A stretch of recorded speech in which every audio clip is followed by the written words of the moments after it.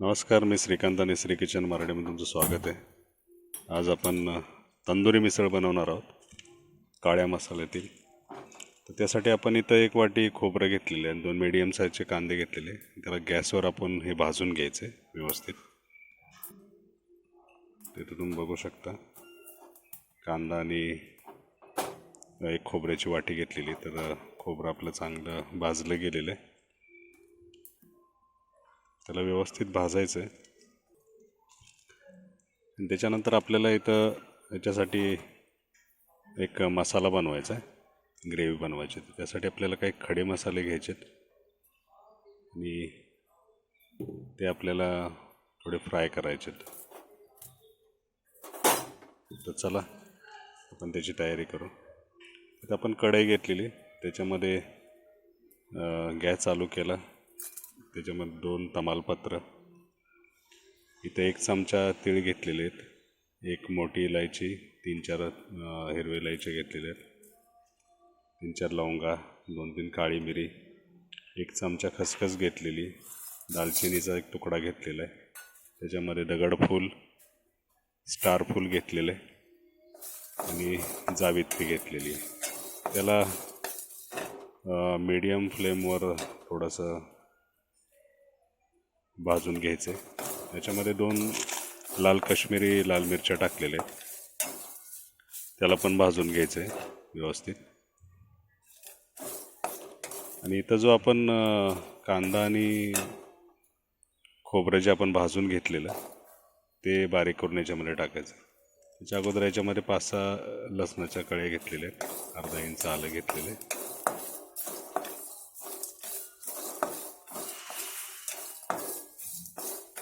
आता याला थोडंसं फ्राय करायचं. आणि कांदा आणि जे खोबरं आपण भाजून घेतलेलं ते बारीक करून घेतलेलं ते पण आपण याच्यामध्ये टाकून घ्यायचं. त्या सगळ्याला व्यवस्थित थोडं भाजायचं.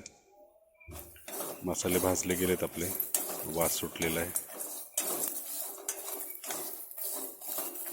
आणि याची एक फाईन पेस्ट आपल्याला बनवायची या सगळ्याची. याला थंड करून घ्यायचं आणि याची एक फाईन पेस्ट बनवून घ्यायची.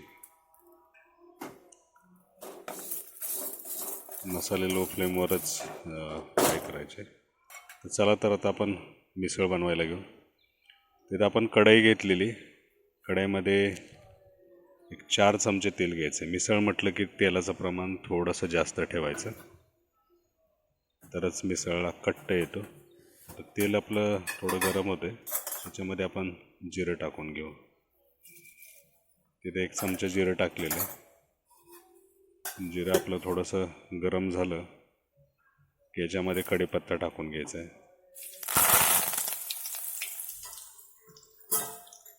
आता कढीपत्ता थोडा तडतडला की बारीक कट केलेला एक मीडियम साईजचा 1 कांदा आहे, तो आपण याच्यामध्ये टाकून घेतलेला. त्याला थोडंसं फ्राय होऊन द्यायचं चांगलं. कांदा थोडासा लालसर झाला की त्याच्यामध्ये एक बारीक कट केलेलं 1 मीडियम साईजचं टोमॅटो, ते पण याच्यामध्ये टाकून घ्यायचं. त्याला मिक्स करायचं. जर टोमॅटो टाकलं म्हटलं की त्याच्यामध्ये आपल्याला लगेच मीठ टाकायचं. इथं चवीनुसार मीठ घ्यायचं. मीठ टाकल्यामुळे टोमॅटो चांगले सॉफ्ट होतात. ते सगळं टाकून याला चांगलं मिक्स करून घ्यायचं. आणि आता काही सुके मसाले आपल्याला टाकायचे, तर ते जास्त टाकायचे नाहीत, थोडेसेच टाकायचे, कारण आपण गरम मसाला घेतलेला ऑलरेडी. त्याला थोडंसं 2 मिनटं सॉफ्ट होऊन देऊ. 2 मिनटं झालेली आहेत. ते आपलं टोमॅटो व्यवस्थित सॉफ्ट झालेलं आहे, कांदा टोमॅटो चांगलं शिजलेलं आहे. आता याच्यामध्ये 1 चमचा हळद टाकू, 1 चमचा लाल तिखट, 1 ते 1.25 चमचा लाल तिखट टाकायचं. 1.5 चमचा आपण इथं काश्मीरी लाल मिर्च घ्यायची. आणि आपण धनिया टाकला नव्हता, तर तो इथं भरपूर धनिया टाकायचा. धनिया पावडर आपण याच्यामध्ये 2 चमचे तरी टाकायचे. त्याला मिक्स करून घ्यायचं व्यवस्थित. इथं 1.5 चमचा आपण कांदा लसूण मसाला पण टाकून घ्यायचा. त्याच्यामध्ये जास्त तिखट टाकायचं नाही, तरी पण आपली महाराष्ट्रीयन मिसळ आहे, ती थोडी झणझणीत पाहिजे. आणि इथं जे आपण पेस्ट बनवलेलं खोबरं, कांदा आणि जे काही खडे मसाले होते त्यांचं फाईन पेस्ट बनवले ते आता ह्या मसाल्यामध्ये आपण टाकून घ्यायचं आहे आणि याला व्यवस्थित मिक्स करायचं आणि एक झाकण देऊन एक 5 मिनटं तेल सुटोपर्यंत मसाल्याला फ्राय करून घ्यायचं. 5 मिनटं झालेली आहेत. तुम्ही बघू शकता इथं आपला मसाला चांगला फ्राय झालेला आहे. तर याच्यामध्ये आपण एक 100 ग्राम मटकी घेतलेली मोड आलेली ती टाकून घ्यायची. ती पण याच्यामध्ये चांगली मिक्स करायची व्यवस्थित. आणि लगेच याच्यात एक 1.5 ते 1.25 ग्लास मी इथं पाणी टाकून घेणार आहे.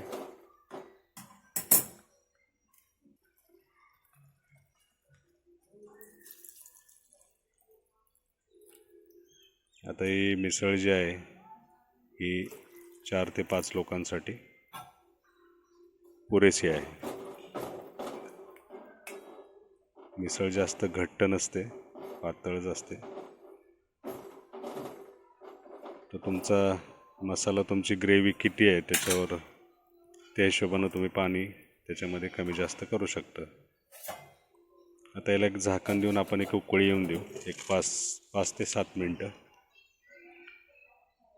अरे आपले 5-7 मिनटं झालेली आहेत आणि तुम्ही पाहू शकता आपली मिसळ मस्तपैकी उकळते. आता त्याला तवंग येईल, थोडं मीडियम फ्लेमवर त्याला आपण शिजून दिलं. अजून एक 5-7 मिनटं अजून शिजून द्यायची तिला मीडियम फ्लेमवर, म्हणजे आपली मटकी पण थोडी शिजली जाईल.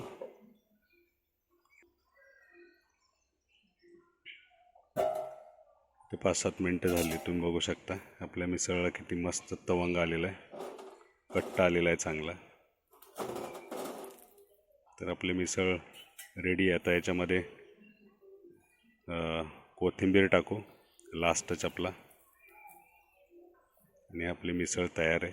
तर त्याच्या अगोदर आपल्याला तंदुरी फ्लेवर द्यायचा आहे. तर त्याच्यासाठी ते सगळं आपण मिक्स करून घ्यायचं. तंदुरी फ्लेवरसाठी आपल्याला इथं मिसळमध्ये एक छोटीशी वाटी ठेवायची आणि त्याच्यामध्ये गॅसवर गरम केलेला कोळशाचा तुकडा तो घ्यायचा आहे. गरम म्हणजे त्याला चांगला जाळायचा, तो लाल झाला पाहिजे. आणि त्याच्यावर एक अर्धा चमचा तूप टाकायचं. लगेच ह्याला झाकण ठेवून एक 2 मिनटं झाकून ठेवायचं, म्हणजे आपल्या मिसळला तो तंदुरी फ्लेवर लागेल. ही आपली मिसळ तयार आहे, तंदुरी फ्लेवरची तंदुरी मिसळ. ही गरम आहे थोडं. ते आपली मिसळ रेडी आहे खाण्यासाठी. गावाकडे हे सगळं करायची गरज नाही लागत, असाच चुलीवर बनवलं तर असाच तंदुरी फ्लेवर येतो त्याला. ती आपली मिसळ आहे गरमागरम. तर चला आपण खायला घेऊ. तरी रेसिपी तुम्हाला कशी वाटली हे नक्की सांगा, नक्की बनवा.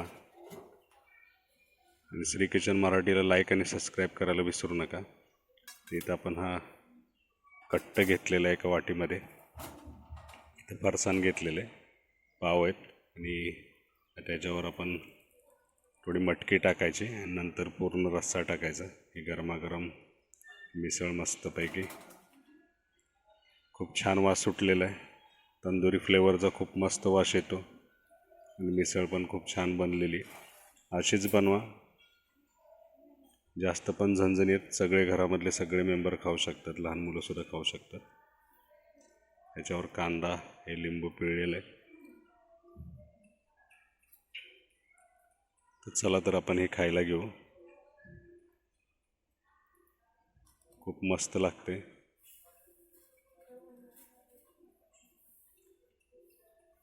नक्की बनवा आणि कॉमेंट्स करून नक्की सांगा की मिसळ कशी बनली, तुम्हाला ही रेसिपी कशी वाटली.